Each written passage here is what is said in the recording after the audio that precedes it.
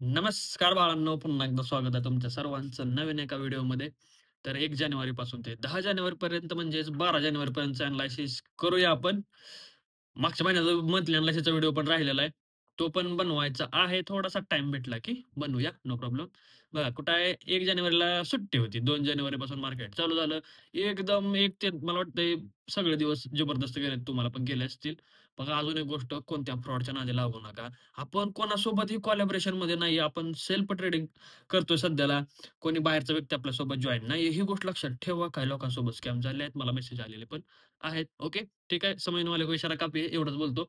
आता बघा, मार्केट चालू झालं होतं. इथं आलं, आलं, आलं, आलं. इथं क्लोजिंग प्राईस होती. सायकॉलॉजिकल नंबरचा ब्रेकडाउन, क्लोजिंग प्राईसचा ब्रेकडाउन, ट्रेंड डाउन.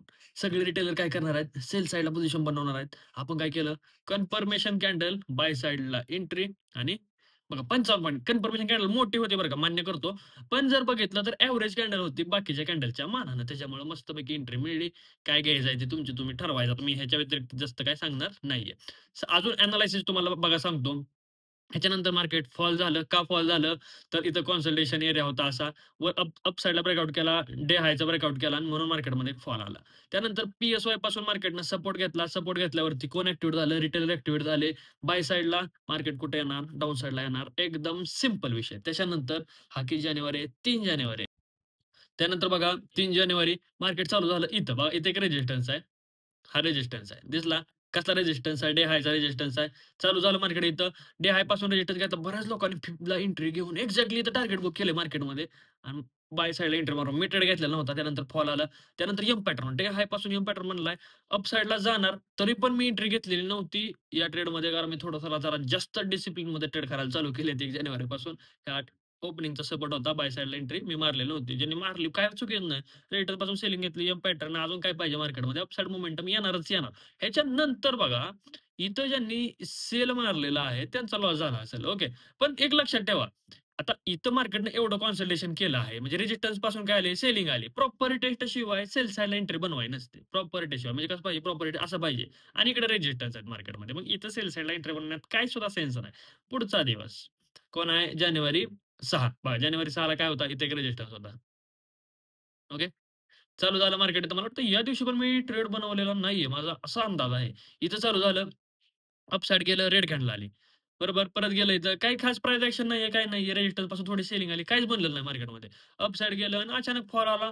ज्यांना काय कळलं असेल त्यांना ठीक आहे. मला तर काय स्वतः कळलं नव्हतं बाबांनो. मी काय सांगू शकत नाही मार्केटनं काय बिहेवियर केलं. ट्रेड बनवला नव्हता. एवढाच विषय माझा फक्त. ओके. बाकी चांगल्या-चांगल्या ब्रोकरच्या लिंक डिस्क्रिप्शनमध्ये दिलेत. तुम्ही फ्रॉडच्या नादी लागू नका. एवढंच माझं म्हणणं आहे. नाहीतर तुम्ही जाता कुठं तिसऱ्याच ब्रोकरचं अकाउंट ओपन करता, स्कॅमच्या नादी लागता, अडकून पडता. तसं काही करू नका. चांगल्या ब्रोकरच्या लिंक डिस्क्रिप्शनमध्ये दिलेल्या आहेत.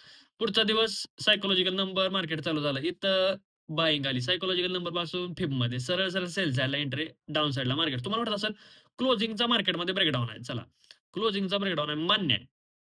पण सपोर्ट चांगला आहे. ऑलरेडी इथं सायकॉलॉजिकल नंबरच्या इथं मार्केटनं सपोर्ट घेतलेला आपल्याला दिसत होता. म्हणजे रिटेलर बाय साइडला इझिली ॲक्टिव्हेट होणार आहे. काय झालं तुम्हाला सांगतो. जरी ब्रेकडाउन केला, तरी एकच कॅन्डल एवढी मोठी आली, की ज्यांनी इथं सेल साइडला पोझिशन बनवल्या होत्या, त्यांच्या जे स्टॉप लॉस आहेत ते खाऊन घेतले. आणि हा कसा दिसायला लागला आपला फेक ब्रेकआउट दिसायला लागला. रिटेलरला पण दिसतो फेक ब्रेकआउट. मग त्या लोकांनी बाय साइडला पोझिशन मारायला चालू केली. परत मार्केटनं धड साइड डाउन साइडला मोमेंटम केलं. एकदम सिंपल. सगळ्यात बेस्ट आणि सिंपल स्ट्रॅटेजी हीच असेल माझ्या हिशोबाने. त्यानंतर इथं एक सपोर्ट आहे. आलं मार्केट सपोर्ट पाहिजे बायिंग आली. मार्केट खाली गेलं. काय अवघड आहे सांगा मला फक्त. जर मार्केटमध्ये नंतर ट्रेड बनत नाहीत बघा, इझिली ट्रेड बनत नाहीत. पहिले ट्रेड तेवढे आपल्याला जमलेच पाहिजेत बनवायला. त्यानंतर बघा पुढचा दिवस. इथं मार्केटची क्लोजिंग, इथं मार्केटचा डे लो. ओके. आता काय दिसतं मार्केट चालू झालं इथं क्लोजिंगचा वरती ब्रेकआउट केला. बरोबर. वरती ब्रेकआउट केला आणि धडकन खाली आलं. काहीच नाही. इंट्राडे लो पासून सपोर्ट घेतला. परत वरती ब्रेकआउट केला. काहीच नाही. परत खाली आलं. परत सपोर्ट घेतला आणि अप साइडला ब्रेकआउट केला. आता ह्या कन्सोलिडेशन एरियाचा ब्रेकआउट कुठे झालाय? अप साइड झालाय. जरा डब्ल्यू टाइप पण स्ट्रक्चर आपल्याला दिसतंय. काय नाही मी तर रेड कॅन्डल बघितली. सरळ-सरळ सेल साइडला एंट्री मारली आणि एकाच कॅन्डलमध्ये निवांत झालो. बघा तुम्ही बघा फक्त मार्केटमध्ये टार्गेट किती मिनिटात होते? 5 मिनिटं सुद्धा लय झाली. असं सिंपल ट्रेड आहे. त्यानंतर बऱ्याच लोकांनी ट्रेंड डाउन आहे, ब्रेकडाउनवरती बाय साइडला एंट्री मारली, अप साइडला घेतली. ज्यांना जसं जमतं ना त्यांनी तसं ट्रेड करा. असं नाही माझ्यासारखं ट्रेड आलं पाहिजे. जसं तुम्हाला जमेल तशी ट्रेडिंग तुम्ही करा. त्यानंतर पुढचा दिवस आता लास्ट दिवस आहे जानेवारीचा. आता बघा मार्केटनं काय केलंय, लास्ट दिवशी काय केलं बघणं खूप महत्वाचं आहे. सपोर्ट पासून सपोर्ट घेतलाय आणि इथे एक कप हँडल पॅटर्न बनवून थांबलेलं मार्केट. दुसऱ्या दिवशी ओपन होताना कुठं झालंय बघा, एक्झॅक्टली सपोर्टला ओपन झालंय. बरोबर. मग ज्यांनी इथं बाय साइडला पोझिशन बनवले असतील, त्यांचं प्रॉफिट किती दिसायला लागलं असेल हो? 0च दिसायला लागला असेल डायरेक्टली प्रॉफिट. आणि ज्यांनी वर बाय साइडला पोझिशन बनवलं त्यांचं तर काय अकाउंटच ब्लो व्हायला आले असतील. मग अशा वेळेस मार्केटमध्ये पॅनिकमध्ये सेलिंग येते. कधी बाबा अचानक ज्यावेळेस स्टॉप लॉसला ओपन होतं त्यावेळेस मार्केट ओपन झालं, ब्रेकडाउन दिला खाली, हा ब्रेकडाउन वर्क होतो मार्केटमध्ये. ब्रेकडाउन वर्क होतो. मार्केटनं मी थोडंसं फोमोमध्ये एंट्री घेतली तुम्हाला सांगतो. ज्यावेळेस इथं गेलं मार्केट मला फिक्स माहिती होतं मार्केट खाली जाणार आहे.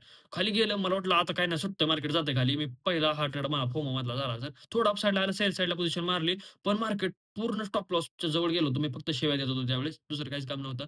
त्यानंतर मार्केटने इथं क्लोजिंग दिली. खाली क्लोजिंग दिली म्हणजे खुश झालो. काय नाही मार्केट खाली जातंय मग. आणि खाली क्लोजिंग दिली मार्केटनं धड, धड, धड, धड, धड मार्केटमध्ये क्रॅश आपल्याला बघायला भेटला. सिंपल आहे ट्रेडिंग, काही अवघड नाहीये. आता पुढचा दिवस बाबा काय होऊ शकतं बघा. इथं क्लोज झालेलं आहे मार्केट. ही सपोर्टची लेव्हल आहे. सिंपल राहील मार्केट माझ्या हिशोबाने तर. जरी इथं ओपन झालं, डाउन साइडला ब्रेकडाउन दिला, तर एक अप साइडला मोमेंटम येण्याचे चान्सेस आहेत. ह्याच्या ह्याला डब्ल्यू पॅटर्न पण बनलेला आहे. ठीक आहे, तरी पण घेऊया रिस्क असंच करूया किंवा डाउन साइडला ब्रेकडाउन दिला, तर एक अप साइडला मोमेंटम येईल किंवा रेजिस्टन्स पासून इथं सेलिंग आली तर फिबमधून बाय येईल. जरी अप साइड ब्रेकआउट दिला, तर मी तर पर्सनली प्रिफर करेन बाय साइडला एंट्री मारायला. कारण पी-एस-वायच्या खाली मार्केटनं अख्खा दिवस सस्टेन केलेला आहे. सेल मारायचा असेल तर काय बाबांनो आपल्याला क्लोजिंग पासून सपोर्ट घेतला तर एक सेल साइडला पोझिशन बनवूया किंवा मार्केट जर इथं ओपन होऊन जर इथं सपोर्ट दाखवायला लागलं, तरी सुद्धा मार्केट डाउन साइडलाच जाईल. ठीक आहे. असं एक माझं प्रिडिक्शन आहे वरच्या वरचं. बाकी तुम्ही तुमचं डोकं लावा. नीट ट्रेडिंग करा. नवीन वर्ष चालू झालेलं आहे. या वर्षात प्रॉफिटेबल व्हायचं आणि व्हायचंच आहे. कमेंट बॉक्समध्ये परत एकदा मॅनिफेस्ट करा. मी 2025 मध्ये प्रॉफिटेबल होणार आहे. ज्या गोष्टी तुम्ही लिहिता, त्या गोष्टी नक्कीच सत्यामध्ये उतरतात. माझ्याकडे आता प्रूफ सुद्धा आहेत दाखवायला. माझ्या नोटबुक इथं नाहीयेत, घरी आहेत. ठीक आहे, नो प्रॉब्लेम. परत एकदा लिहा. मी 2025 मध्ये प्रॉफिटेबल होणारच आहे. मी प्रत्येक व्हिडिओमध्ये तुम्हाला कमेंट बॉक्समध्ये हेच लिहायला लावेन. तुम्ही फक्त कमेंटमध्ये ते लिहत जावा. बघा नक्कीच तुमच्या ट्रेडिंगमध्ये इम्पॅक्ट पडेल. ओके. कारण मॅनिफेस्टेशन, लॉ ऑफ अट्रॅक्शन सगळं वर्क होतं. तुम्हाला विश्वास नसेल, माझ्यावरती विश्वास असेल तर नक्कीच ठेवा. ओके. अजून काय प्रॉब्लेम असतील ते पण कमेंट बॉक्समध्ये लिहा. म्हणजे मला पण थोडंसं सॉर्ट आउट करायला सिंपल होतं. ओके. भेटूया नेक्स्ट व्हिडिओमध्ये.